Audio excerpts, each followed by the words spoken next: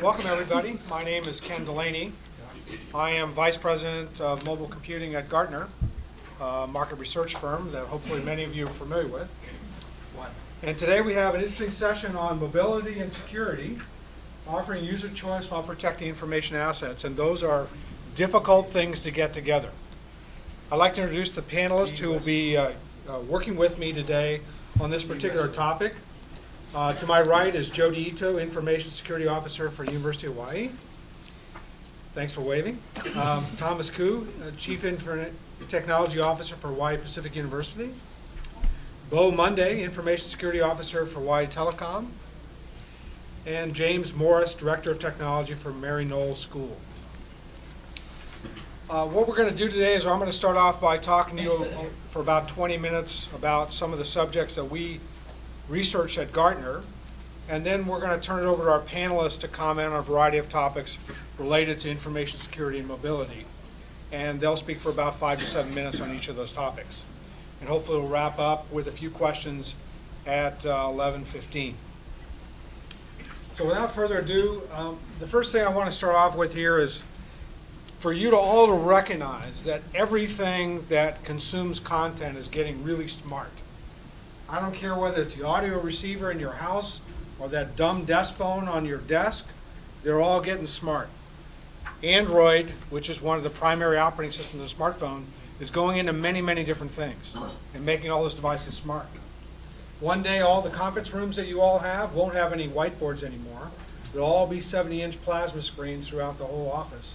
They'll all be smart, probably running some operating system, maybe even Apple's operating system.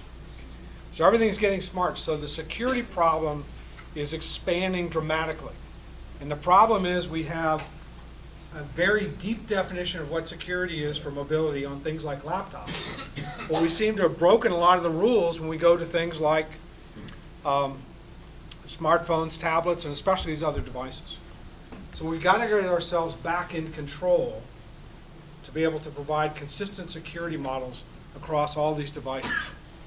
So one of the first things I'm going to tell you is you got to stop buying these different devices in different departments. You got to start buying them in one place so people can look at them consistently.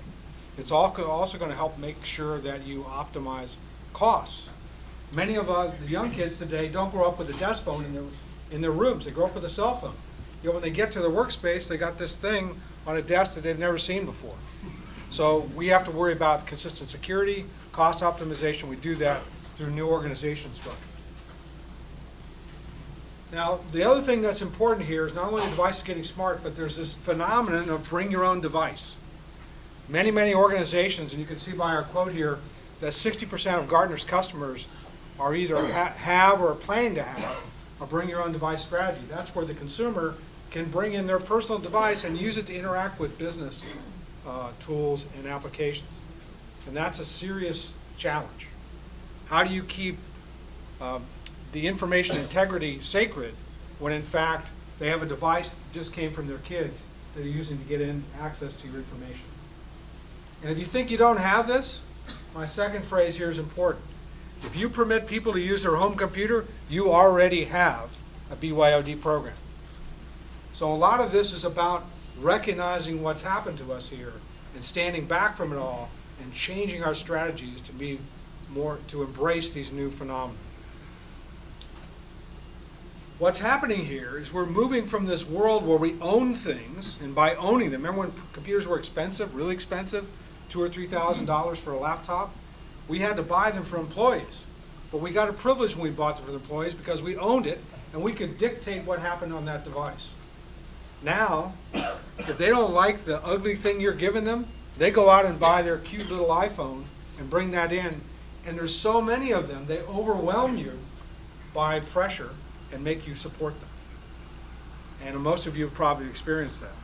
And certainly in universities, that's been the case for a long, long time. So we're moving from this trusted to untrusted through phenomena like BYOD. People are using public networks. What happens when they use a trusted device on a Starbucks network? It sort of becomes untrusted, right? We've got this big problem of data leakage. The moment you gave somebody the ability to send an email outside your domain, you had a major problem because they could take a PowerPoint file that had confidential information and send it out to their friends right? And now we have these things like Dropbox, where people can put things up there and move them. Information leakage is now the number one security threat you have to think about. That's legitimate users with legitimate access getting information that's proprietary and moving it to places of convenience and not understanding what the implications of that movement is. So we've got a problem there. Smarter software. The software is really good to get around all those things you put in place. Users are really clever. In fact, many of you may not know. Say you block iPhones. There are phones today where you put an email application on it, and it'll mimic any device you want it to mimic. So you'll think it's a laptop coming in when it's in fact a jailbroken iPhone. So the software is getting really good at getting around it. So what we're doing is we're moving from a model of security by ownership, where we assume no ownership, or at least that it's untrusted, to a model where we begin to isolate our infrastructure from an untrusted device. And this is through a number of things I'm going to talk about in a minute, such as containerization or thin client computing. These are all techniques that have been around for a while. They're becoming more popular as we have less and less trust for the device. Now, the other thing that's happening here is that the relationship between IT and the end users fundamentally have to change. The user wants to do whatever they want to do and blame IT for anything that goes wrong, right? That's the general rule there. You can't have that anymore. You've got to have certain responsibilities that you can fulfill with great certainty. Otherwise, your job description really doesn't become very meaningful. You might as well put a line in there that says, I get paid to be blamed for things I cannot control. Right? That, unfortunately, is a reality for a lot of IT people. So to change that relationship, we built about 8 years ago a model called managed diversity. And this is intended to replace the concept of standards, which to the user means no today. And it changes this relationship. And what it does is it defines 3 specific support levels you're going to provide to employees. Platform, where you own the device and you can control it, but there's very few choices for the user, where you're going to take 100% responsibility for that product. The appliance category, where what you're doing is narrowing the functionality of the device down through isolation techniques, kind of turning it into a toaster oven, keeping content off of it, and not worried about whether you own it or not. It's assumed to be untrusted. In the appliance category, that's where BYOD can occur because you don't necessarily have to own the device anymore. In this particular column, we use isolation as the main relationship, and the responsibility shifts from 100% IT in the first column to a more of a 50-50 split. IT is responsible to get the content to the device, to make sure it shows up properly, but the user is responsible to get their device fixed, to get it, find out how to use it, all those things that they've been calling you up about, and really straining your resources. And the concierge level, which I won't spend a lot of time, but this is typically for those high-level executives that you work for, where you can't tell them no, and they want to bring in whatever they want to bring in, and of course you'll support them because it means your job. In those particular cases, you're going to use manual procedures to support them, but you cannot take responsibility because the device itself fundamentally is not secureable. So basically what happens in this matrix is you define these 3 levels. One where you'll take 100% responsibility, one where you'll split it with the user, and one where they'll take 100% responsibility. And in this matrix, it works very, very well to let the user decide where they want to be and accept the consequences. So let's say somebody wants a MacBook Air in a shop that's all PCs. Well, that might be an appliance device. And what you would do there is you would deliver the content over a browser to them or through something like Citrix. So you don't have to worry about managing the device itself. Okay. That splits the responsibility between IT and the end user. So bottom line is the security models, the ownership, and the responsibility levels all have to change in this new security world. And this is one way to do it. Now, the reason we have user categories is because the users are different, and they're going to have different models. All of our top-level executives might have access to all 3 of those columns. Somebody who's a task worker in a bank, their job is to basically visit with customers, do certain things, and nothing else, may only have access to column 1. And a salesperson might have column 1 and column 2. So you'll build this matrix based on that. And it's been very successful. We've given it out to thousands of Gartner customers, and it really can restructure the way in which you manage all these devices that are in front of you. Now, the next thing people ask about in security is how to manage the device. And there's been a new technology called mobile device management that's out there. MDM is the term. You may have heard about vendors like Mobile Iron or AirWatch or Good Technologies. All these vendors are new. They're not Microsoft System Center, which we've used for years to manage our devices. And the reason that these exist is because the architecture of these new smartphones and tablets is very different than your PC. If you think about your PC today, if you're doing it right, you plug into your organization's network and you just get managed. Everything comes down, all the versions are updated, everything's taken care of. And IT professionals have really liked this method because when somebody calls up, they know exactly what's happened, that the machine is up to date. But in the new architectures today, they are built very differently. They're in what's called a sandbox architecture. Now the rules of a sandbox architecture is that an application can see its files and only its files. It is a violation of the architecture to write to the files of any other application without certain permissions. So it is impossible to write a third-party backup program for an iPhone that can back up the entire system image. It's a violation of the architecture. It's also impossible to manage the entire system image like you can do for a PC. So two types of products have emerged to get around this problem to some degree. Policy managers and containers. The policy managers shape what the device can do by pushing profiles to the device. That's what Mobile Iron and AirWatch do. Containers like Good Technology take one of the sandboxes and they try to put all the applications you're going to use in that one sandbox. And as long as you stay in there, you can manage it like a little system image. Problem is, if you go outside of that, it's got to be managed a different way. Policy managers also have some problems because if you use them, you're intermixing business and personal, and a lot of people don't like to do that. So without spending a lot of time on this, what you're going to find is with these two types of products is neither one of them will be as good as what you can do on your PCs with products like System Center. They exist solely because of this sandbox architecture. So managing your devices today is a challenge. It's a challenge because you can't technically what you do on the PC. And you're going to have to be more involved with the management process to ascertain that it's doing what it is. And you will have more management consoles to do one task, to do a job that took one console on PCs. Now, one of the twists here is that as you see Microsoft tablets, Windows 8 tablets on Intel, they are not sandboxed and they permit you to use your existing management tools. So one of the attractions of Microsoft Windows 8 tablets on Intel architectures only, not Windows RT, is that they are permitted to be managed like PCs. And that might be attractive to you. You can convince the users to buy it, to use it. The other thing I mentioned briefly is file sharing. The moment people had two computers, or we had different users in the community, they want to share files. We've seen Dropbox become very phenomenally popular. A Dropbox is an example of a problem that's occurring at the user level. Users today can connect a USB cable to their phone and move information from what you consider to be a secure platform to an unsecure platform. These other file sharing systems can do the same thing. And now we have between phones, we have the ability to do NFC, basically a chip that lets me put these two phones together and transfer information. One is enterprise owned, one isn't. Who knows what goes across? So more and more, companies are going to be worried about this sideways movement of information.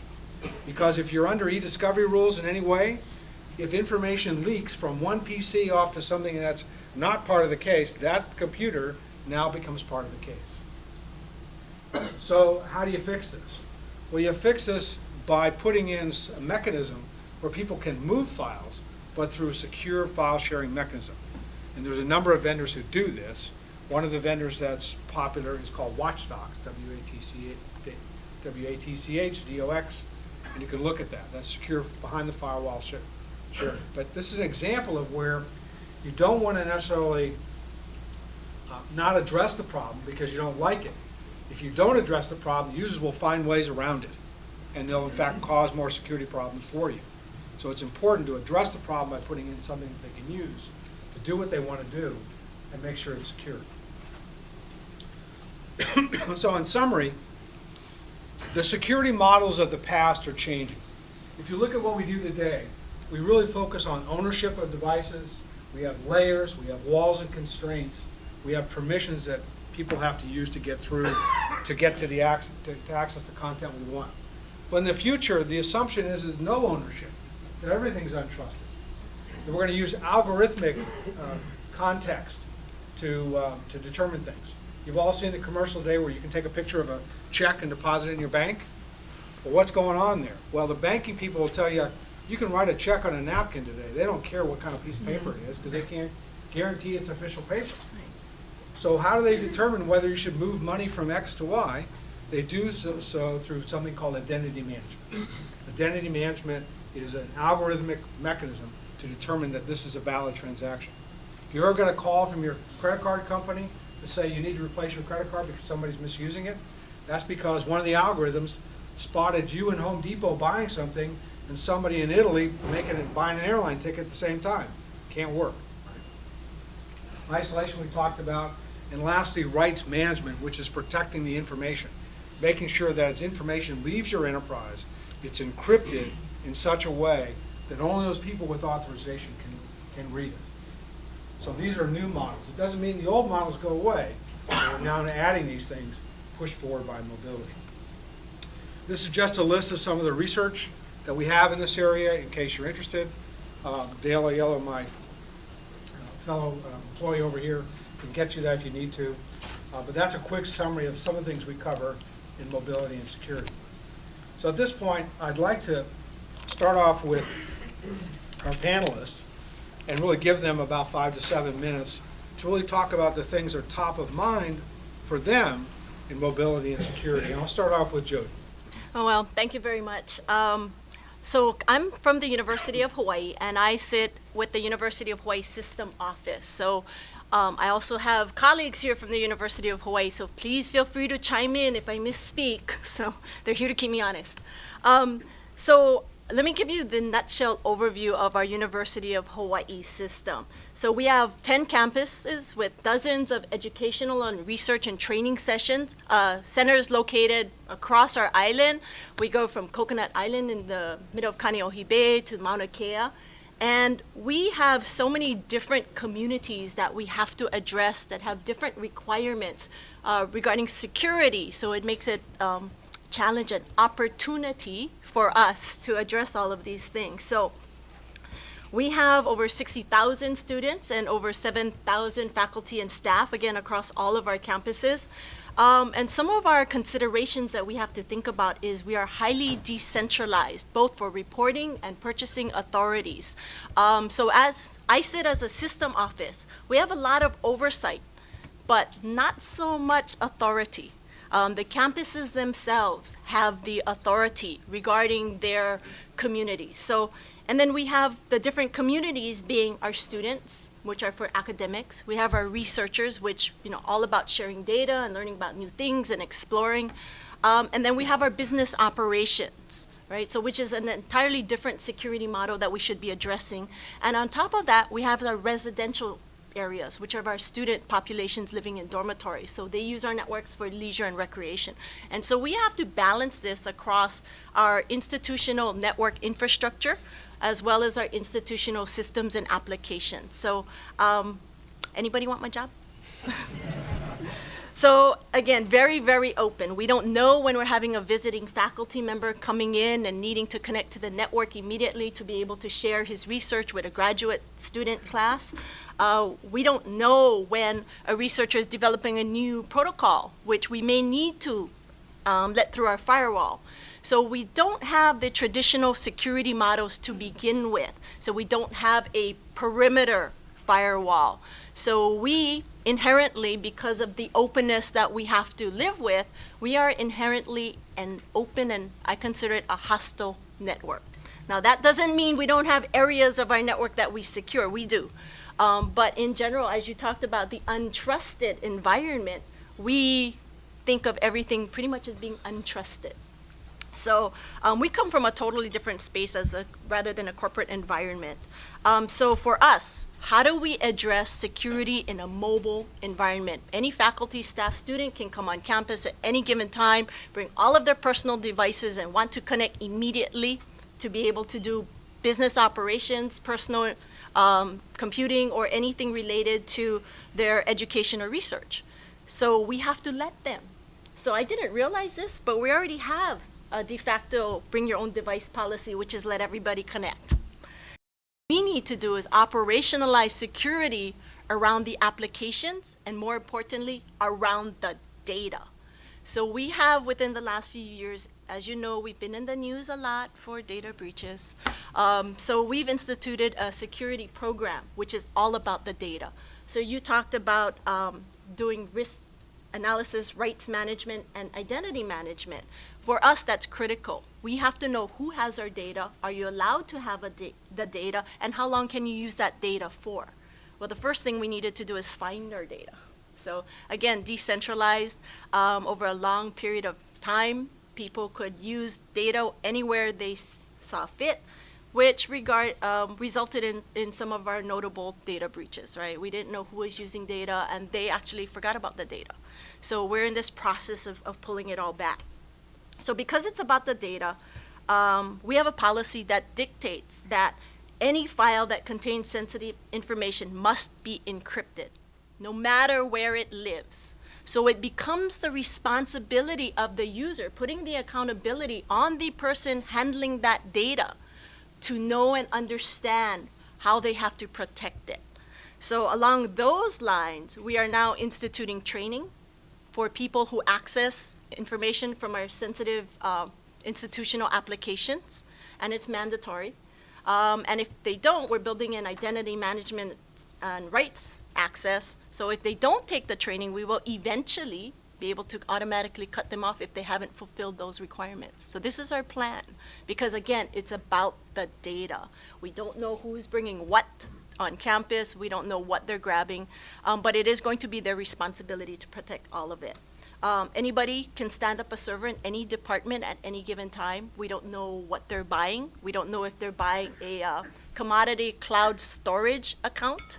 And they could be syncing their devices, both their work devices and personal devices, to this cloud storage account. Therefore, again, it's a matter of us having to make sure the users understand the responsibilities. I talked about our network being large. We have a very complex network. We have multiple ingress and egress points. I kid a lot and say that we have the fastest illegal file sharing network in the state. Because we do. We have to support a lot of research data, and so we have 10 gig pipes, multiple 10 gig pipes. So for us to implement security technologies such as data loss prevention solutions, it's very expensive. And people still have requirements to transmit this sensitive information outside of our network boundaries. So how do we address that?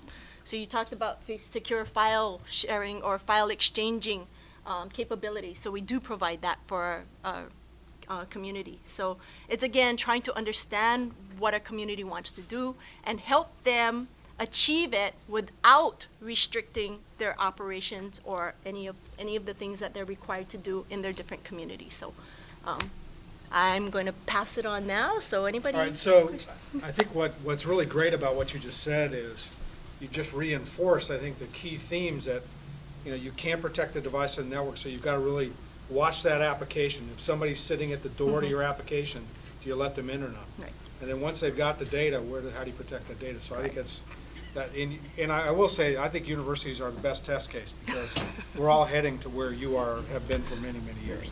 Thanks. So. Okay, sure. I'm Tom Koo, Hawaii Pacific University. I'm kind of glad that I'm coming after Ken and Jody, so I don't have to tell everyone what the whole theme of our networks are and how how things are nowadays. In the last 5 years, I think we've grown in about 4 times the wireless devices than we had before. Nobody, people can act like they predicted it coming, but this term BYOD now is for us it's a matter of life. So. We took a stance that we trust no one. You don't have no idea what people are going to bring. We still have people bringing Blackberries. I mean, it's just one of those things that you just don't know what's going out there, and it's kind of a joke with us nowadays. But you can't control what people are bringing. We don't know what the students are bringing. Our support staff go crazy because we have international students that bring a laptop that's in a foreign language. We don't even know what Java they're bringing. So it became just as much of a support issue as anything else. So we took a different stance. You bring whatever you want. And what we offer to our students now is one of the big things that kind of helped us out is we do offer virtual desktops. So basically, we have a self-contained computer that we tell them, here, do this for all your schoolwork, do this for all your work. We try to make sure that we ask our staff not to take their data home, to leave it in this virtual environment that's still residing with us. And as Ken mentioned, is basically you bring another layer into the mix that you can control yourselves.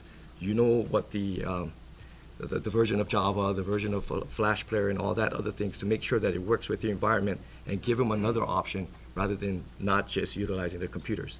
But you can't help it. People still want to be able to get to their classes, their files, their budgets from their mobile device. It's just that if we see that problem and we see they're mentioning that, well, I can't get in, or I type in that site and I get directed to some other website. Well, here's an alternative. You can use this. We know that it works, and it brings another layer of protection. As we went through that road, we never thought of that as a security measure, but we were kind of fortunate that that did help out a lot for it. We allow the students to save their data. You saw Google Drive over there, and we do have that ability, so people do sync their files and make it accessible. So we're very fortunate in that way. We have the same challenges as Jody when it comes to a administrative perspective, is how do you make sure that all this data that's floating around and such, and you protect it. We try to enforce encryption. We do user accountability, the same challenges. But at the very end, I mean, we still get people that get an email that says, click here to, because you have to change your, verify your password. Yeah. And every time we get that, we have to go and hunt the people that actually went and clicked on that and suspend their account, tell them, you can't do this, and, you see the same names come up again and again. But what are you going to do? You can't stop a teacher from teaching, right? I mean, that's why we're there. So it's a very interesting world. I think they just raised the volume. It's a very interesting world, and we do share the same challenges, and it's great to hear somebody within the same industry with the same problems. Because it just feels better, right? We're all in the same role. Misery loves company. Exactly. And we just have to move on. I mean, they tell you that all these great things that students are and such, but there's always every year that comes out. You're entering population or customers right now never knew who Ross Perot was. They're born in the mid-1990s. It is not the same world that we live in. These people expect everything, always, everywhere. We used to have a security policy on wireless that we forced people to keep up with the updates and such, because we didn't want them to infect each other. 2 years ago, we abandoned that model, and we just basically said, you bring whatever you want, but you just can't see each other. So we chose our wireless solution based on that. But every day, 2 years ago when we moved off that, they were completely happy. They were happy you can bring any device and such. A year later, now they're all upset again. Well, why do I have to log in every day? I think I proved to myself I'm a student, so why do I have to log in every day? Well, how do you go by that challenge now? So it's a continual thing to always look at security versus accessibility. And the worst thing in IT you can ever say to someone born in the mid-1990s is no, because they don't understand. Because Apple, everybody makes it that that everything is out there, shared. So the cloud can be your best friend and your worst enemy. So with that, that's all I have. Thomas, just a question about your use of Citrix, or not Citrix, or something like thin client, right? Virtualization, is that Citrix, VMware? We use VMware. VMware, okay. So when you use that, you have complete compatibility with Microsoft Office. Now, do you find any problems when the users go off to iPads and try to run things locally? They're looking at files and they don't render properly, and do you get blamed for incompatibilities? Oh, yeah, definitely. We get blamed regardless, but one thing that we do offer, once again, is the alternative. Well, and this is kind of interesting. Our budgeting SaaS solution, for some reason, it just doesn't work really well on Macs. So we tell them, okay, here's a virtual desktop. You use this to do your budgeting, and that's kind of our quick shortcut to everything. But so far, our virtualization on the desktop side works on iPad, on any iOS device, any Android, any Linux, any Mac, and on the Windows side. Yeah. So we've said to our clients that you have to have at least one device that every user can go to and be absolutely sure that the content's rendered the way it was created, which has generally been on some Windows machine. Mm-hmm. So that's important. As we get this diversity of clients, we've got to make sure they understand that not everything shows it the way it was created. Yeah, it opened up worlds for us, because we have the Mac world just keeps growing, and to try to figure out how even a simple Microsoft Word file, why it shows up differently on the Mac than it does on the Windows. How can we force our students to buy certain software that costs thousands of dollars? Doesn't really work for us, so we created our lab into this virtual environment so they can access it from home and make sure that there is compatibility and it does show up correctly. So we put in our policy statements we give to customers, we say the following to the user, and they have to sign off on this. You're required to read all email attachments on standard PCs and notebooks. And if you elect to use any other device for your convenience, you, the individual, accept all responsibility for any mistakes or errors made. That's amazing, and I wish we could do that in the academic world. Yeah. Pretty good, wow. Okay, so why don't we move on to Bo?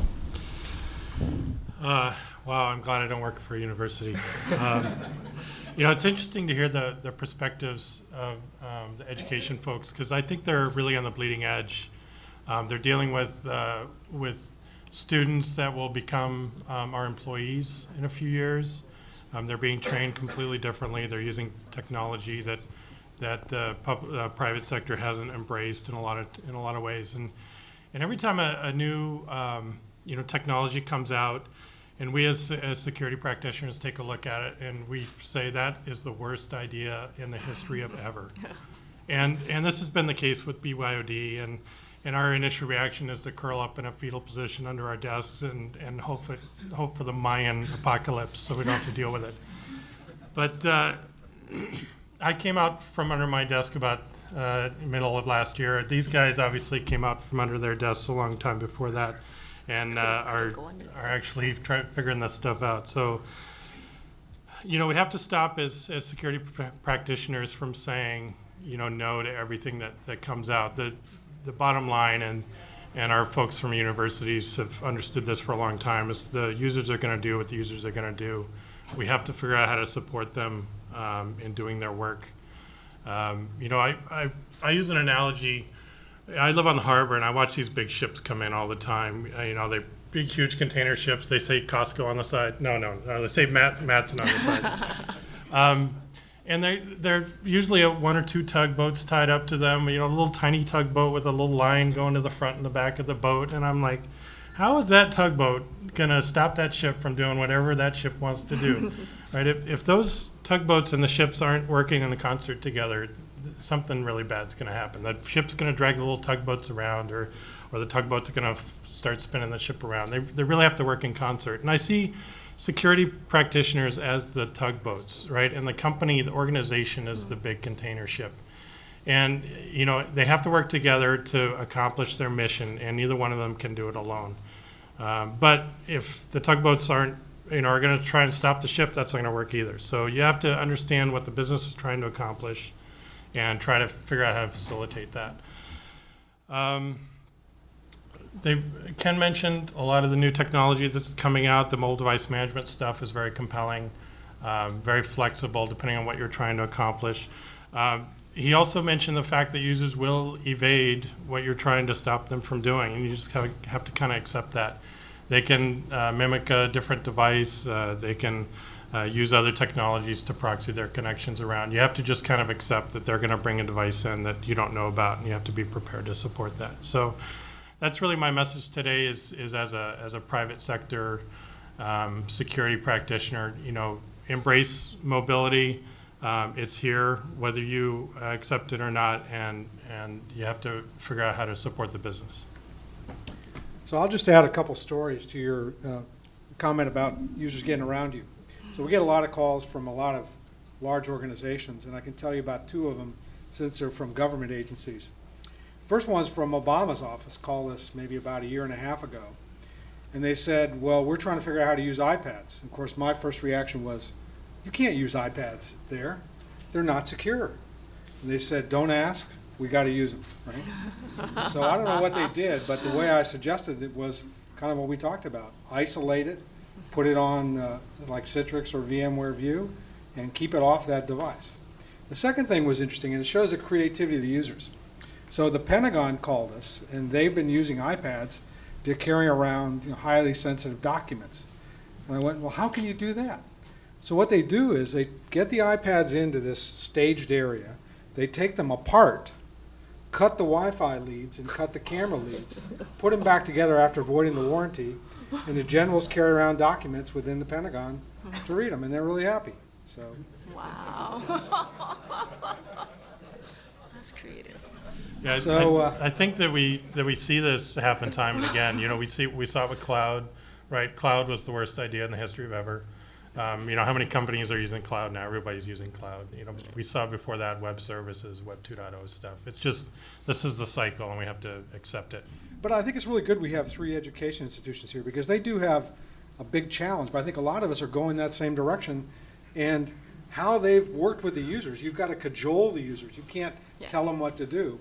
And I think it's an important lesson where IT's been used to saying, you can't do that. That doesn't work anymore. So I guess we're getting away from the disciplinary methods of the past where we used to be able to spank kids to now be able to tell them, this is what you need to do, right? So James, why don't we finish up with you? Hello, everybody. Thank you very much for coming. At Murray Knowles School, you know, we're nowhere near as big as UH or HPU or anything like that, but we have some of the smartest kids in the world. Yep. And when you say that, you go, oh yeah, we grew up in a different type of world. We've already mentioned that. We've mentioned different devices. We mentioned they don't even know what a desk phone is. Literally, I fell asleep one night when I was courting my wife with the phone, you know, on the floor and the whole deal. Now they've got their cell phone, they plug it in so the battery doesn't run out, and they do the same exact thing. Technology has changed so much. Murray Knowles been using technology in a BYOD environment for almost 15 years. How do we pull that off? It was voluntary in the beginning. And basically we talked to the families who go, you know what? We're looking at a different way of educating your kids. What if we get away from just sage on the stage teaching and we want to do something different? And it wasn't led by technology. This program was led by teachers that really were excited and motivated about teaching. They were really, really good at what they do. That means I need to be able to do what I am good at and support them. So basically, Bo talked about, oh, cloud, worst idea. 15 years ago, we're talking about families have to spend an extra $2,000 for a laptop. That's going to be a hard sell in that environment. So basically it was voluntary.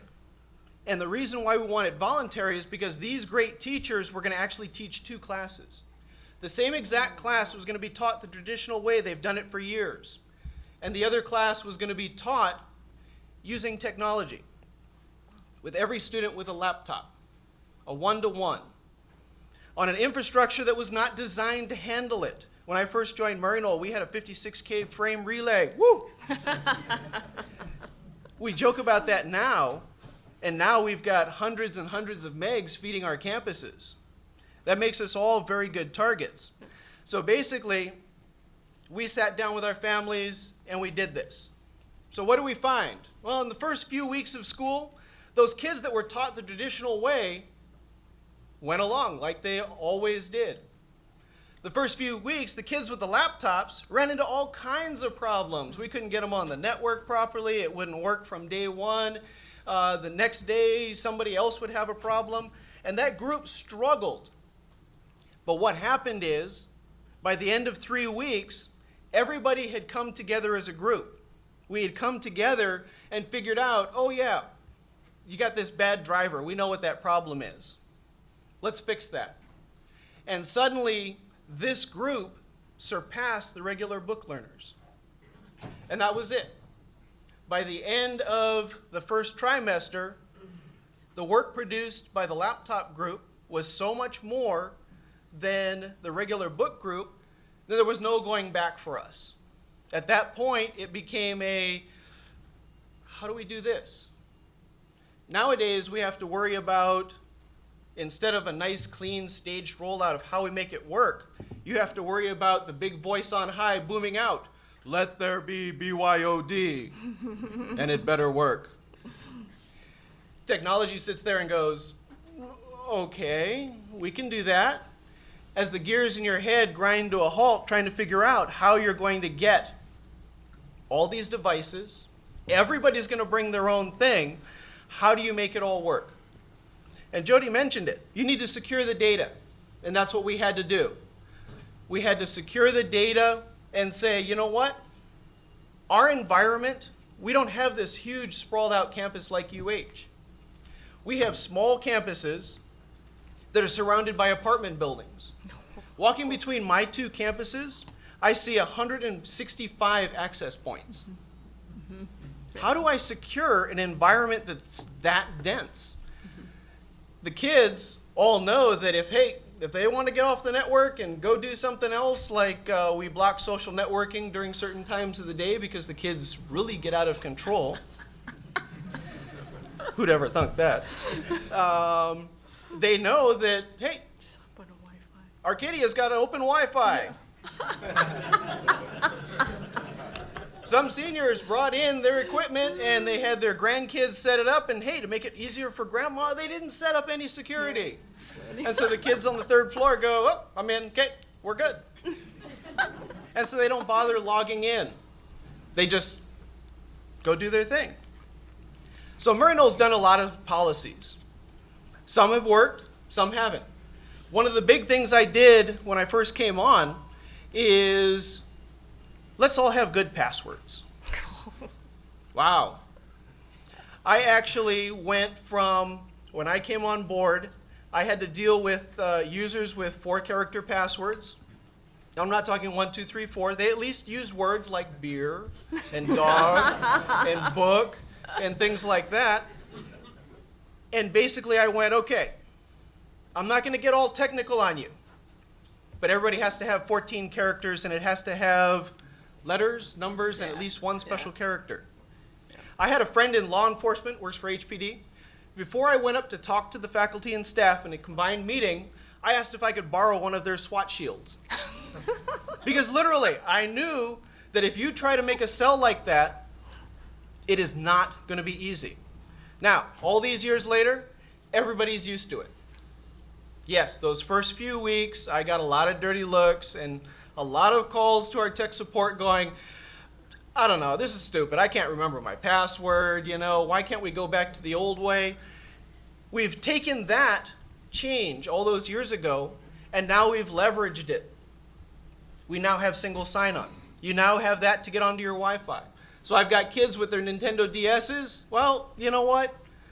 Untrusted, about as far as untrusted as I can make it, but you can get on the Wi-Fi if you can get your password, your login and password to it. They all showed that we use Exchange. We've all showed them that you have the ability that if you lose your phone or your password, your device can be wiped, because Exchange gives you that flexibility if you activate that policy. So as an example, I get in front of the kids every year and I go, let's say I shared my password, because kids share. That's what they do. And here's my phone and whatnot, and well, my BFF, we no longer talk, and so I got into the Exchange account and I went, dook, and my phone just goes, boom, you're dead. And it reboots and it's wiped. How many of you want to worry about that? Security is going to be a nightmare forever. We've got some of the brightest minds and some of the very easiest scripting tools ever built. Every day is a challenge for anybody in security. And the big joke that I always have about security is, well, your first breach, I guess you're not really good at security, are you? But it's not that case anymore. It really is the persistent threat of every day we work in a hostile environment. I'm not even talking about foreign countries or anything else. I'm talking about the kids that are allowed to use our network, our faculty that are allowed to use our network, our employees that are allowed to use our network, and we need to be able to defend, maybe not necessarily defend from them, but defend them from doing silly things. And we call them silly. And in the private meetings of the technology, we go, what was it thinking? How could they possibly think that it was good to take everybody's data and upload it to the cloud, and they didn't even check the security? Or get all the kids to start writing their little blogs online and not have any security. We deal with those on a day-to-day basis.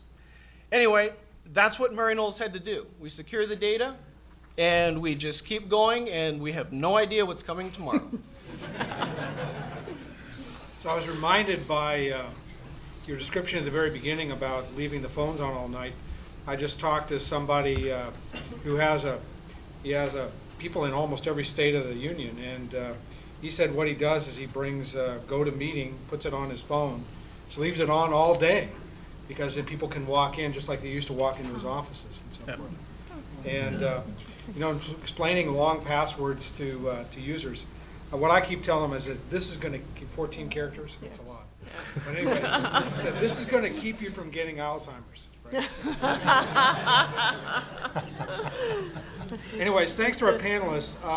What we'd like to do now is open it up to some questions from the audience that our panelists can take. So if you've got anything top of mind, any stories to tell, any thoughts you'd like to know from any of them, the challenges, please raise your hand and we'll hand you the mic to ask a question. Nothing. Nobody wants to be first. Okay. Somebody had a question. Oh, here we are. No, I Thank you don't very want much. Mike. It's a real simple question. Do you make them change their passwords every 30 days or 60 days? Or do you keep it the whole school year? Did everybody hear the question? Who's that just directed to anybody? Yeah. Yeah, we change our passwords once a year. So once we went to that longer password, I said you have to change it once a year. Now, why did you figure out 14 characters? You want the technical reason or Yeah, the? I mean, I thought 6 was just about. Originally, impossible to figure out. Windows creates a hash of the passwords. That hashing is reversible, so you could get loft crack and a whole bunch of scripting tools and figure out everybody's password in 30 seconds. You got some really smart students. So it's just a scripting. It's real easy. You download it. So when you go to 14 characters or more, the system is unable to generate a reversible hash. So basically, it drops that from the system, so it can no longer be reversed. Wow. Okay. Our people can't remember it all the time, but Yeah. 4 days. but because they use it for email, now they use it several times How a day. long is your timeout on a device? Once a day. It depends on Okay. how So trusted it's it is. open for the day. Yes. Yeah. Yes, please. How many times a day do you have to reset people's password? Does everybody hear that? How many Thankfully, times a we day have do you it have to reset fairly the password? automated, but it's actually not that often. So the kids that are younger, those are the ones we help with more often. The older kids, actually, they don't have to. And the faculty and staff, it's really not a case of, when we use the traditional word password, that's not really what it is. Think of it as a passphrase now. My dog is 2 years old, period. Complete sentence, 14 characters, you got your special characters, you are done. Now you just have to remember a phrase. So it's no longer a shift $4 $6. Wow. It's come up with a passphrase. You know, the required course at Mary Knoll must be Memorization 101. Any more questions? Yes, please. Yeah, I have a story and a question for James. I have DOE Jody knows me, but one of the counselors had talked to me once about some issues like the phone, and there was this student that was being suspended, elementary school. Yes. They told that kid to call his parent, and he just sat by the phone, didn't know what to do. And they realized it was in a rural school, that it was a rotary phone, he didn't know what that was. The question I have for James is, you mentioned that you turn off the social networking. You guys have your own social networking apps, or do you is it still Facebook and everything else? Let me just repeat the question. Yeah. So the question is, do you turn off social networking? Do you have your own social networking application, or do you use third parties? Yeah, so basically, we gave the kids a choice. We saw the social networking starting to interfere with schoolwork. And if you're a parent, you kind of know what we're talking about. They just have that ability of being distracted. So what we did is we said, we'll give you a chance. If you guys can refrain and use it only during certain hours, we don't have a problem with that.